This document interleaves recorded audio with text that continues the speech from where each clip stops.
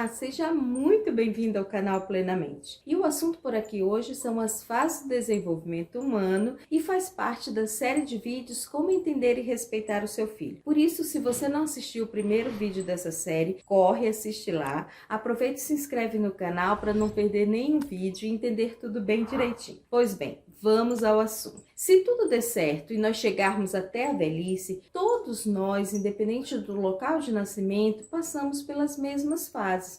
Ou seja, todos nós passamos pela infância, passamos pela adolescência, até chegar à fase adulta e até a velhice. Isso quer dizer que nós não somos sempre a mesma pessoa desde o nascimento. Nós temos diversas fases e as nossas necessidades, elas mudam conforme as fases do desenvolvimento que a gente está. E isso influencia completamente o nosso comportamento.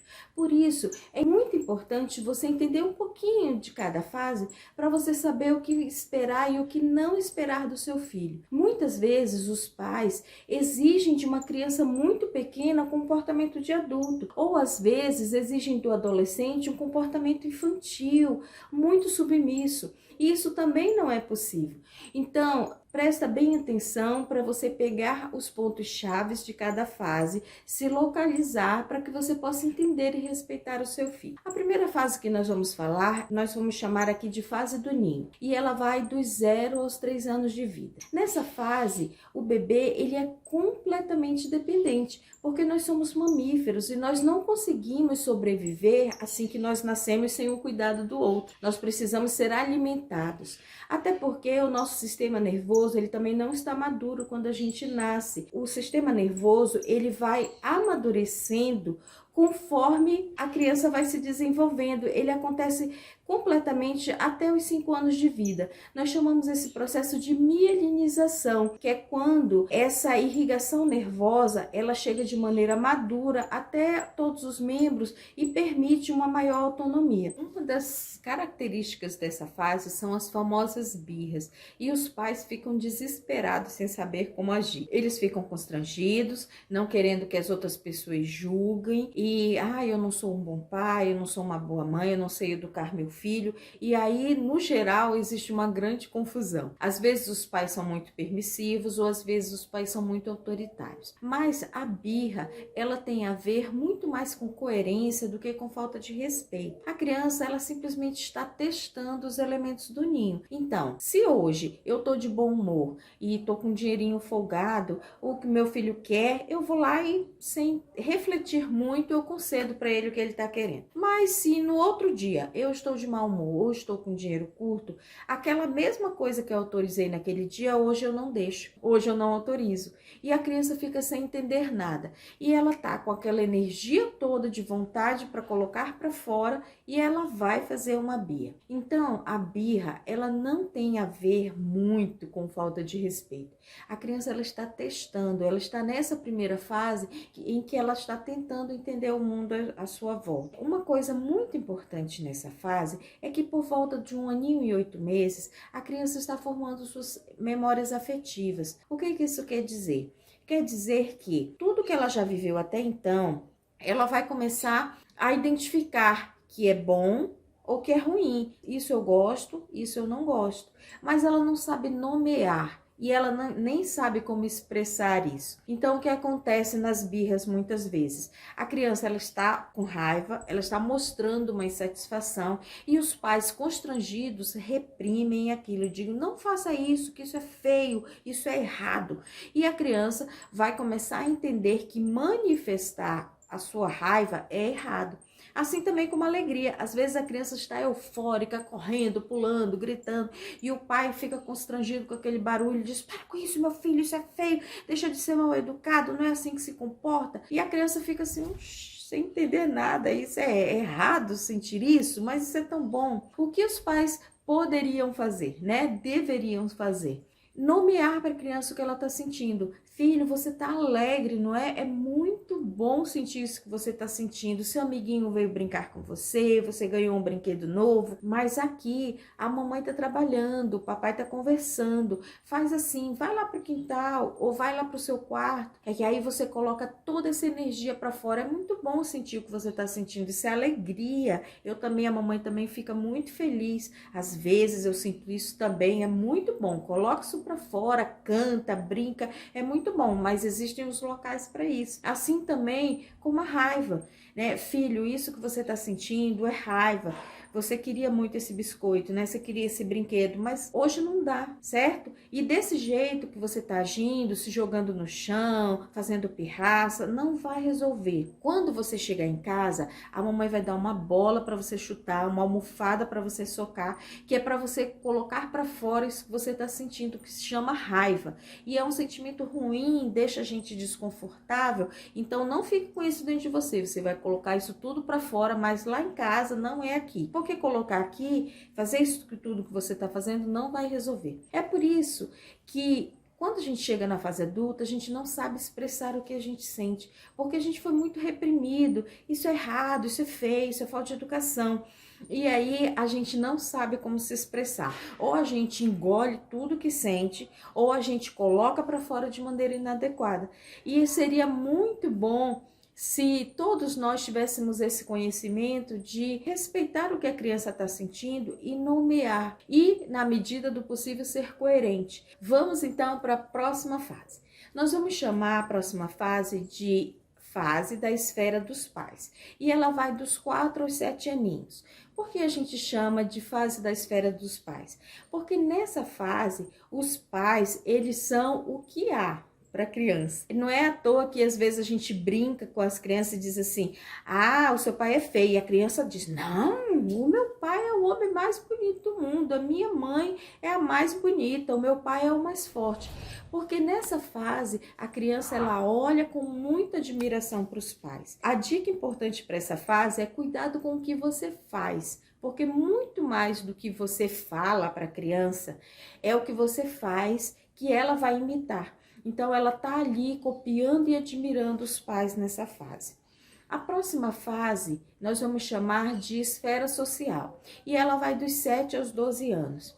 É uma fase muito interessante porque a criança, ela continua tendo os pais como referência, mas ela já ampliou o seu círculo social. Agora ela já incluiu os melhores amigos, agora ela já consegue olhar para o tio ou para o amigo, enfim, e admirar algumas qualidades. Quer dizer, o meu pai, ele é a melhor pessoa do mundo, mas o meu tio, ele joga melhor futebol que o meu pai, porque ele gosta mais de jogar futebol. Isso não significa que eu esteja substituindo meu pai. Eu só estou olhando para uma outra pessoa e inserindo ela ali no meu círculo social. E isso é formidável. Uma coisa interessante dessa fase, né, dos 7 anos em diante, é que é a fase escolar. É a fase onde as crianças, de fato, começam a ser avaliadas por tarefas que realizam na escola. E muitas vezes os pais, na necessidade de serem pais de alunos exemplares, eles começam a fazer as tarefas das crianças, ou fazer os trabalhos escolares. Existem aqueles pais que não saem da escola, que estão sempre conversando com os professores, com os colegas, montando grupos de WhatsApp, montando os trabalhos, enfim. E os pais têm que tomar muito cuidado com isso, porque esta fase é uma fase que a criança ela está adquirindo cada vez mais autonomia, como nós falamos no primeiro vídeo. Ela está preparando seu filho para a adolescência. E você, tomando a iniciativa para fazer todas as tarefas dele, você está tirando essa autonomia, você está passando a ideia para ele de que ele não consegue fazer sozinho, que ele não consegue se articular, que ele não consegue resolver os trabalhos em grupo. Você tem sempre que estar lá finalizando. Então, se o seu filho precisar de ajuda, ele vai solicitar. Você tem que estar ali na retaguarda. Pensa bem qual é a finalidade de você fazer a tarefa do seu filho, se é ele que tem que treinar e desenvolver essa habilidade, né? Para quem que você está fazendo isso? É para ele ou é para você? Né? Então, essa fase é uma fase social. em que a criança está voltada para fora, para colegas, para adquirir novas habilidades. E isso é muito bacana e prepara ele para a fase da adolescência. A fase da adolescência é uma fase muito polêmica. Os pais costumam temer a fase da adolescência, mas não precisa ter medo da adolescência. A adolescência eu chamo de test drive da vida adulta. Por quê? Porque nessa fase, o que tem de mais característico é que o adolescente ele não quer ser mais conhecido como filho de fulano, a irmã de cicrano. Ele quer ser conhecido pelo seu próprio nome, pelas suas próprias habilidades. E isso é muito saudável. Muitas vezes os pais, eles ficam nervosos com essa situação. Ah, porque o meu filho agora quer se vestir diferente. Porque o meu filho não quer mais frequentar os lugares que a gente vai. Isso é uma característica muito saudável e esperada. Ele está querendo dizer para você e para todo mundo em volta que ele tem a própria opinião, que ele tem a própria personalidade, que ele não é uma extensão do pai, né? Ele não é o Pedrinho, filho do Pedro. Ele tem o próprio nome, ele não chama Pedrinho, ele chama André, ele chama Carlos. Ele tem o seu nome e a sua identidade. E isso deve ser respeitado, isso não deve ser confrontado. Os pais entram em pânico e começam a querer impor algumas coisas aos adolescentes. O adolescente, ele tem uma cognição diferente das crianças. O adolescente, ele tem um pensamento muito mais abstrato. Então, ele questiona, ele faz perguntas, ele analisa, ele é o momento ideal para você discutir valores, princípios éticos, discutir no sentido de conversar, de escutar o que ele pensa, por mais absurdo que seja. Às vezes eles fazem questão de confrontar você mesmo, de dizer, olha, eu penso diferente, você me ensinou isso, mas eu não acho que é assim, eu acho assim, assado. E isso não precisa ser um problema. Eu falei no vídeo anterior sobre micro e macro decisões. A gente deve agir assim com o adolescente. Senta, escuta, dizer, filho, eu entendo o seu pensamento, entendo que você pensa diferente, mas aqui em casa nós temos esse princípio, né? Então eu respeito absoluto a sua maneira de pensar, mas aqui em casa as coisas funcionam assim, assim.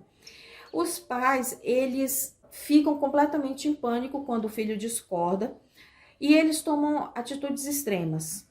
Ou eles adotam o autoritarismo, né? É assim, pronto. Ou eles abandonam. Muitos pais dizem assim, ah, eu nem falo mais, eu já desisti, deixa pra lá, porque ele só faz o que ele quer, e aí eu deixo pra lá, né? E isso é abandono, e por mais que você pense que o adolescente gosta disso, ele não gosta em absoluto.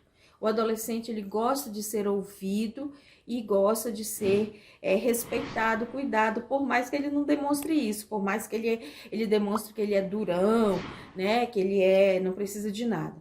Essa fase, ela é a fase da diferenciação mesmo, e isso é muito saudável, isso faz parte do pensamento abstrato do adolescente. E como eu falei já, ela está preparando ele para a fase adulta. A fase adulta, ela é a fase que você deixa de fato completamente o ninho, ou seja, você já tem condições fisiológicas e cognitivas de se manter, de manter a própria vida. Isso significa que você já sabe produzir o seu próprio alimento e você tem condições de trabalhar para ganhar o suficiente para se alimentar. Então é muito saudável e é o esperado que o adulto ele tem a sua própria família, ele saia de casa para construir os seus sonhos e a sua própria família. Não é saudável quando a gente vê filhos já adultos dentro da casa dos pais com dificuldade de desenvolver os próprios objetivos de realização de sonhos, de profissionais, de parceiro, de família. Isso não é saudável. Devemos criar os nossos filhos para serem pessoas autônomas, para serem adultos saudáveis que gerenciam as próprias necessidades. Bem, o assunto, na verdade, é muito extenso e eu falei de maneira bem sucinta sobre cada fase. Eu espero ter ajudado você e preste muita atenção no que esperar e o que não esperar do seu filho, porque assim você não causa frustração em você e no seu filho. Eu espero ter ajudado você um pouquinho com esse vídeo e eu aguardo você no próximo. Até lá!